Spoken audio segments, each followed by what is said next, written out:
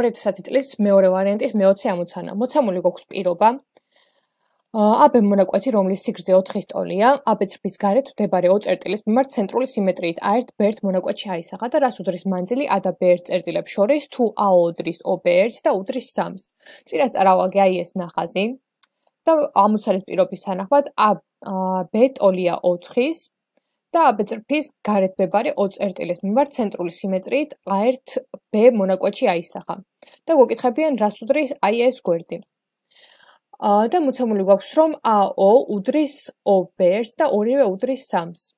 ცენტრული სიმეტრიისას AO ტოლი იქნება OA1-ის, ხოლო BO ტოლი იქნება OB1-ს.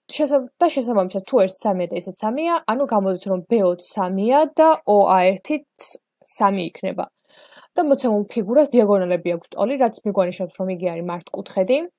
და შეგვიძლია ჩვეულებრივად პითაგორას ფორმულის გამოყენებით ვიპოვოთ AB1 გვერდი, რაც ტოლი იქნება ჰიპოტენუზის კვადრატს გამოკლებული კათეტის კვადრატი იქნება 6-ის კვადრატს გამოკლებული 4-ის კვადრატი და მივიღებთ, რომ იქნება პასუხი 2/5, ანუ გვერდი AB1 ტოლი იქნება 2/5, ანუ მანძილი A და B1 წერტილებს შორის იქნება 2/5. შესაბამისად, პასუხი არის